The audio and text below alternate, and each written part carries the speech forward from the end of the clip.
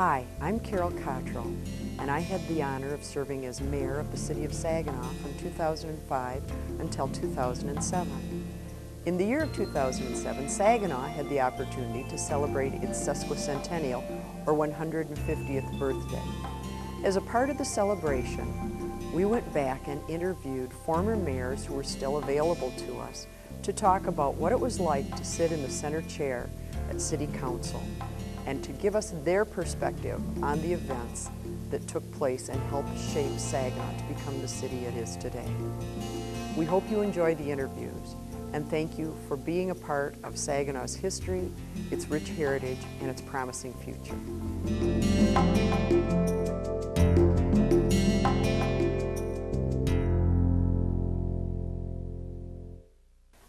When I was first elected mayor, that's an interesting thing.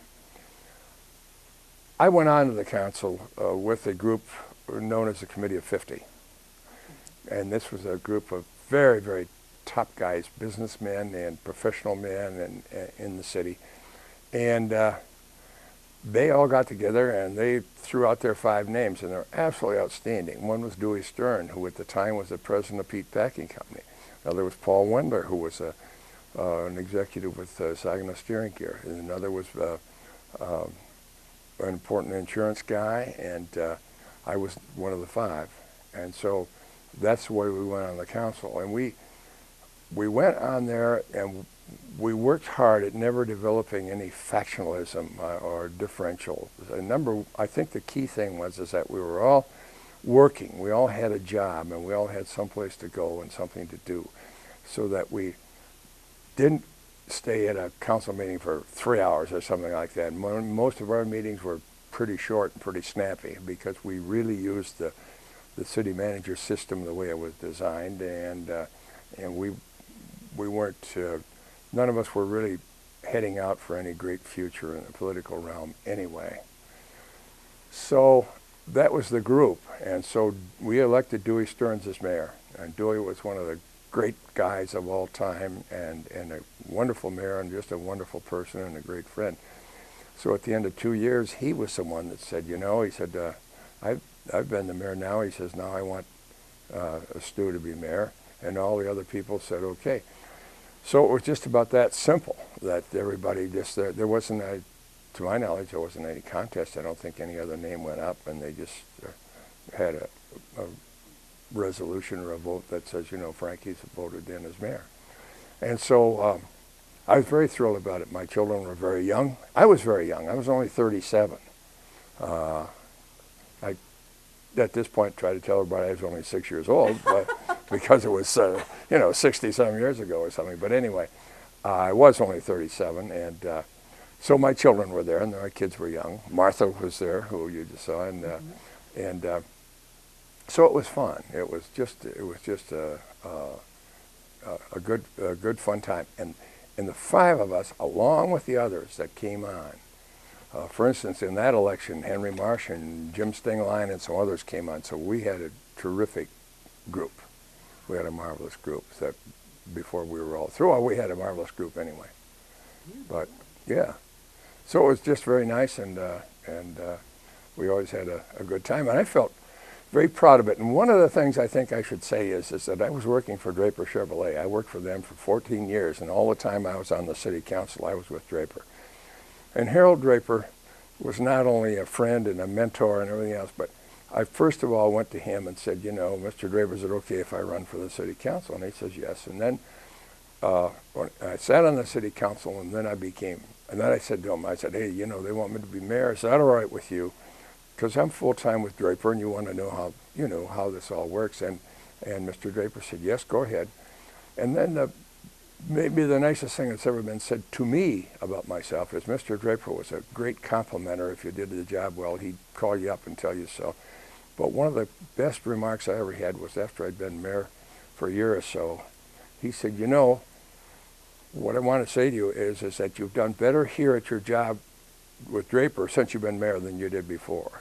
And so that made me feel great, because I'm sure everybody is concerned if you get involved in the city council, you're letting your business down. So I felt great because Mr. Draper said that.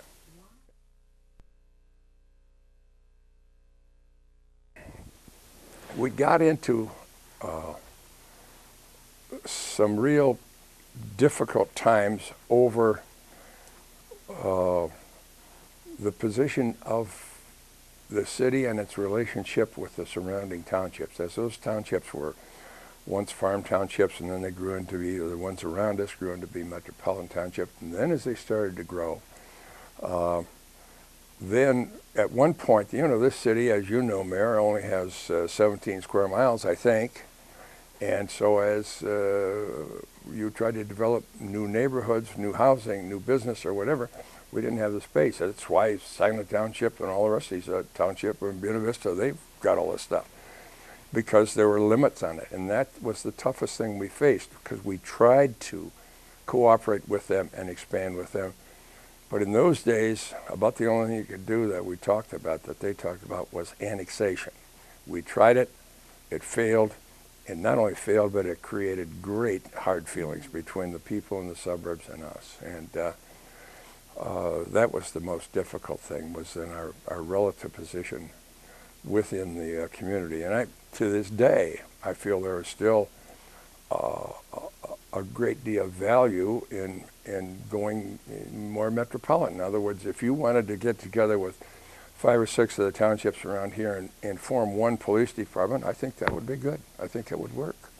But we tried to do the whole thing. The reason Saginaw Township, Buena Vista Township, some of these others grew, Zilwaukee, Trout, was because Saginaw supplied some of the necessary items, basically water. When people, I've got this little deal I came up with that I thought was a good demonstration of what Saginaw meant to the area. When people said, well, you know, this, as we continue to grow, Saginaw didn't mean anything anyway. I said, well, if you were living in Saginaw Township, and if you were working for then Saginaw Steering Gear, which is now Delphi out on the highway, if you got up in the morning, number one, you couldn't take a shower because you didn't have any water without the city of Saginaw. And if you got in your car to go over to work, you couldn't cross the river because the only local government that ever built a bridge was the city of Saginaw. Then, if you decided to fly, you'd have to go out to what is now MBS, and that was supported by the city of Saginaw. And besides, if you did fly over the other side, you'd have to land at Brown Airport, which is also supported by the city of Saginaw.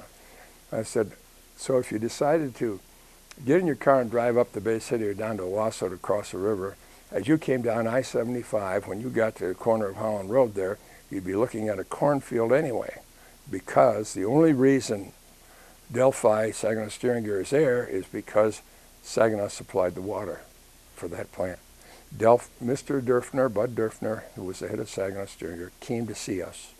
In those days, Mayor Cottrell, I have to tell you, the rules were a little different on secrecies. We, in fact, could have a private meeting. We would get together, say, in the manager's office on a certain... Well, you can do that today on employment things. But anyway, we all met privately with Mr. Durfner. He came in to meet with the entire council and said, now, here's what we're going to do. We're going to expand. We're going to build some more plants. We'll build them here. We've got land out. We don't have the land in the city. We've got land in Buena Vista Township. But we need water. Now, if you'll supply us water, we're going to build those plants. If you won't, we're going to build these plants someplace down near Detroit or someplace away from here. So we furnished the water for them to build, and that was all you could do. You could talk to them about having that piece of ground attached to the city, but the laws were such that you couldn't get it done. The people in the township you would have to have a vote in the city and a vote in the township, and the people in the township just wouldn't do it. Yeah. So anyway, the position of the city in the metropolitan area was, and still is to this day. You've still got major facilities. You're still supplying all the water for everybody and all other kinds of things.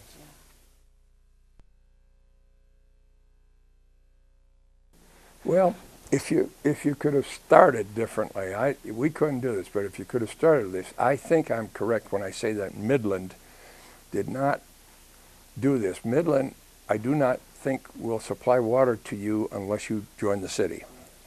And that's what we should have done. But we were already past that by the time we got on the council. So and also, Saginaw had the majority of the county population at that time, but we had a one-seat minority on the county board of supervisors. Now, it was a big board, I think 55 members. They all came from the townships, except we got to appoint 20-some members from the city, which we did. But when you add up those votes out there, we were still one short, so you couldn't get certain things done. And so there was hard feelings between the county and the city on many occasions. And we tried. I mean, we worked with them, and we got to know many of those supervisors. I sat on the board of supervisors for quite a while. I sat on it, I think, until I became mayor, and then I got off. But and we just tried. But they had their approach to things, and you can see how they're approaching it now. If you went out and talked to the manager of Saginaw Township, he wouldn't talk to you about joining hands with you. It's very, very difficult. Mm-hmm. And yet, in some fashion of joining hands, it's still what we should probably be doing, not necessarily giving up by annexation or anything like that, but we hopefully could be doing a better job of cooperating. Mm-hmm.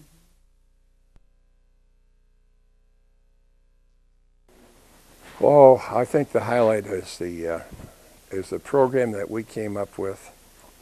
I think it probably started, I think Paul Wendler has probably said this. If he hasn't, I'll tell you that when we hired Ed Potoff. Number one, we were in general very satisfied with his charter, and we had city managers going back from Perry Cookingham. We went in with Al Miller. He was absolutely tremendous. He retired only because he was a retirement age, and when he retired, then we Wendler and I were appointed by the Mayor Stearns to get in to come up with some recommendations, and we're the guys that found Potoff. And as part of that, we traveled around a little bit, and we went to Chicago to talk to the Managers Association there. And while we had a couple of minutes, we went over and walked around McCormick Place, and we concluded that we needed some sort of a civic center here in this town. So when we came back, we put this program together. We were going to we had to build a new bridge at Bristol Street. That was falling down with wood planks, you know. And we wanted to build a civic center, and we had a couple of, and actually, this sounds ridiculous, but in late 50s, early 60s, when we went on the council, there were about 15% of the roads in the city of Saginaw were still gravel. So we put that in as a program. So we would build a bridge, we would build a civic center, and so we had to get the money. So we came up with the income tax. And the first time we tried it, it failed. So we redid our program and redid the tax situation again and took it out again, because the people had to approve this as an amendment, I believe it was an amendment to the charter. Anyway, so we made sure that we had the things that people would approve of, and nothing extra or funny, and that the rates were fair. And you have to remember that one of the things that Ed Potoff had talked to me about was he took 2 or 3 of us down to the old auditorium, which was a wonderful place for music. God, it was just great.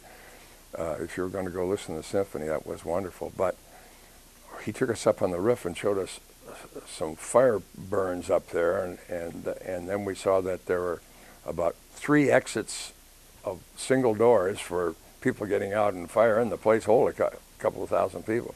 So we really got interested. We really decided to close that down, and we had to rebuild this thing up here.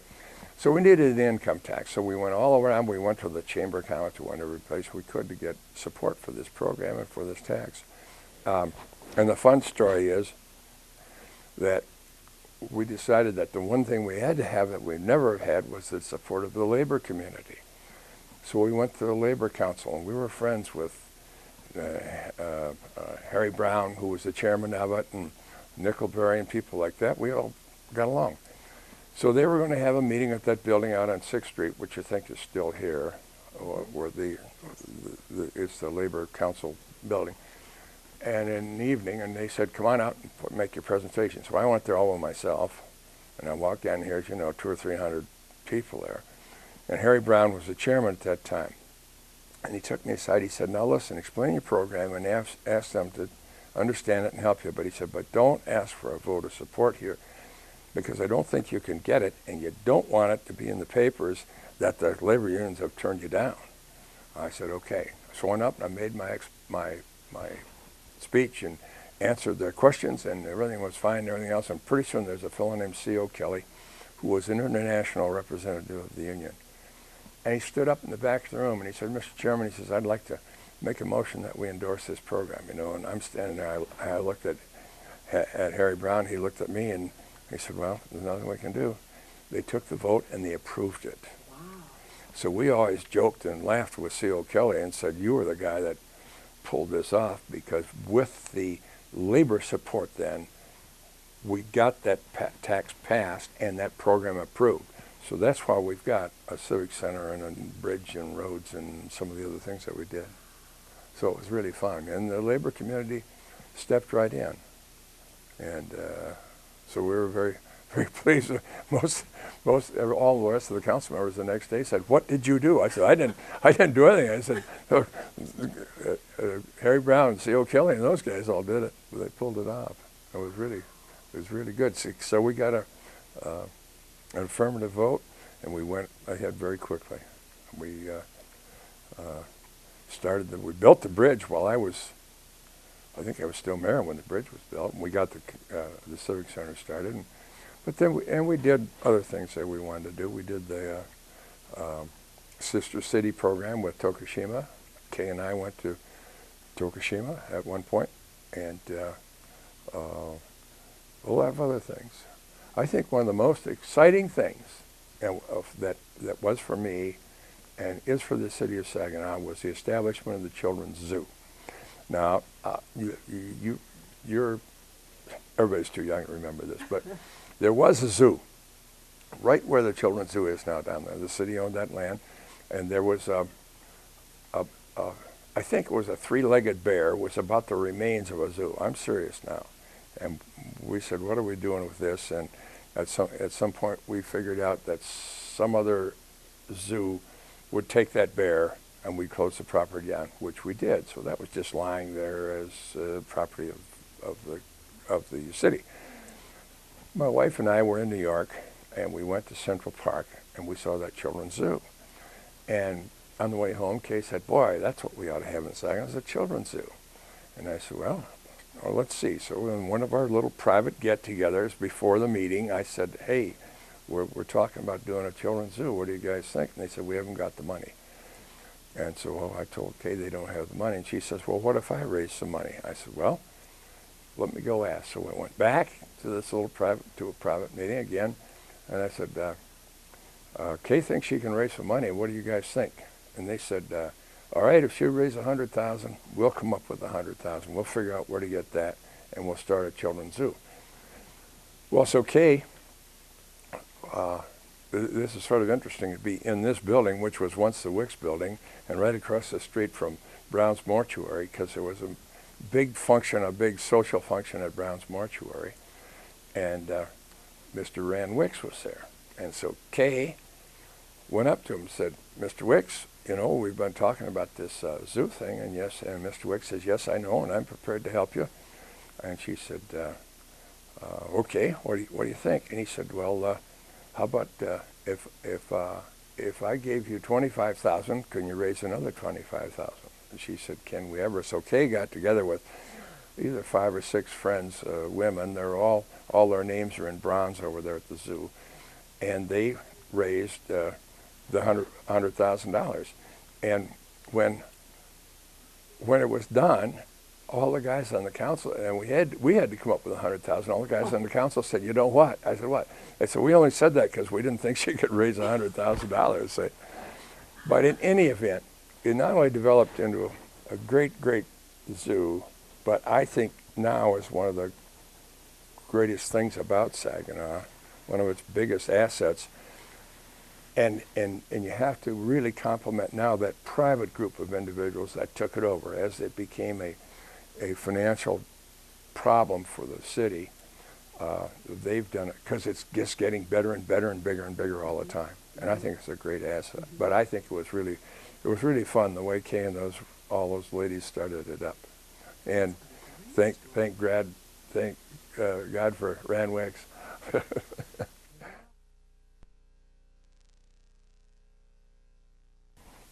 I think one of my proudest moments was the night that we got that passed, the proposal passed by the people to start the Civic Center and do these other projects. That was very, very proud night. And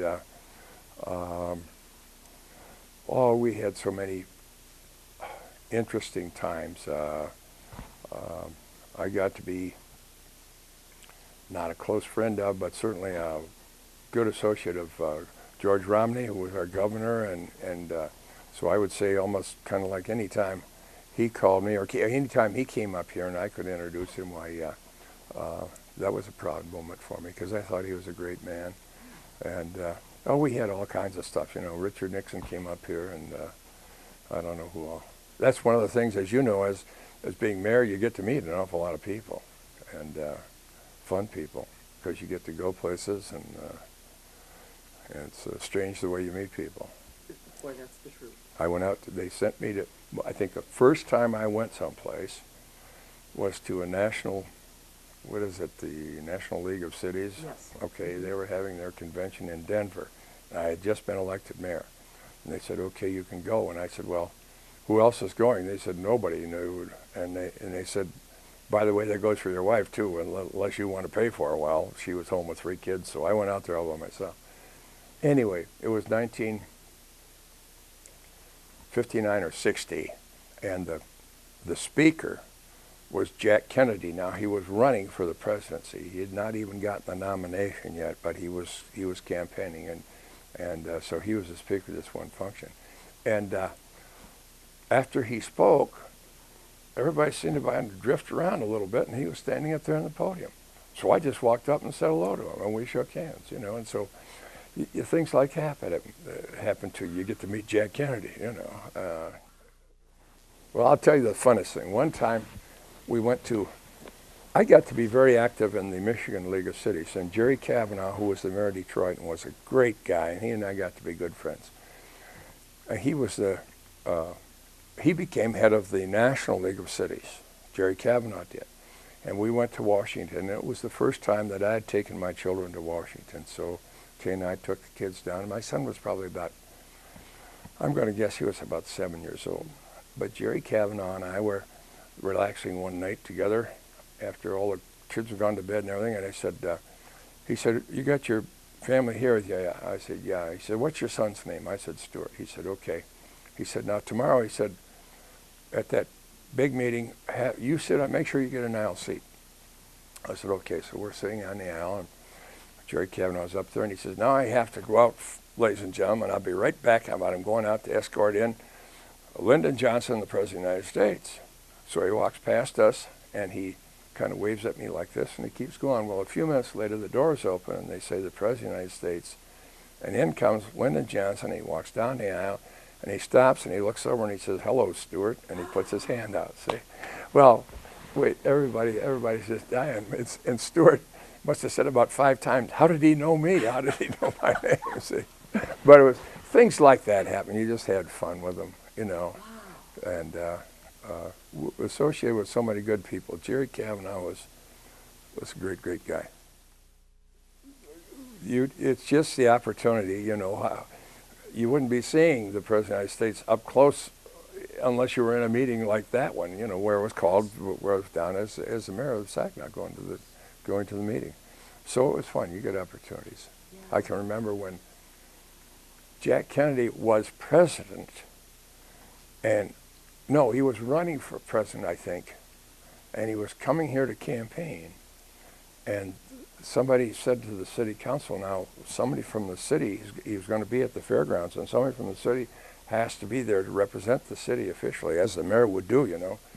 And but one of the people involved was, they were all Democrats, of course, who were talking, and they all said, but Mr. Franke, is there anybody else you could have go out, see? And I said, so we made a few games a little bit with some other Republicans, but then there was a member of our council who was a member of the Democratic Party, and we had him go out. So I didn't see Jack Kennedy again because he went out and represented the city, because those sorts of things happen too. But I must say that we had a wonderful council, great people. Gee, we had Daughter Francis on there, and who was our first woman, I think, on the city council, was Audra. And we had great people. And then I thought we had an outstanding organization. I think Ed Potoff was as good a manager as you're going to find anywhere. And then I think the heads of his department were all good, and everybody was cooperative. We didn't have some of the difficulties that you can run into and that other cities run into from time to time. At least we didn't when we were there. Yeah. And part of it was, I think, just because of it was a very fine organization with good people.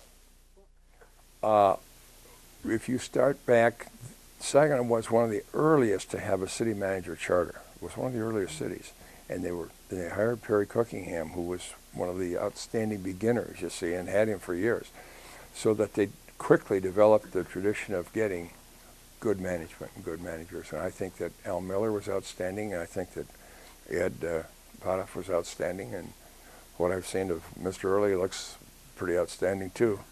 I mean, he's only been manager for a year or so, hasn't he? But anyway, so I think the system is old enough and well enough known so that it would be taught as a part of a government, local government class. I had one, I don't know if you've seen it, I'm sure they got one down at City Hall, but we found a log mark one time, and you know, the big thing that they used to hit in the log and put their initials in it so they knew who it belonged to as it floated down the river. And so I had a small one made about like that with Saginaw seal on the end of it, and the guys at Malibu Iron made them for me for nothing. I said, hey, what do you think of these guys? The guy said, swell. So we passed those out. I don't know if you give out a key to the city or what you give out, but we give out log marks.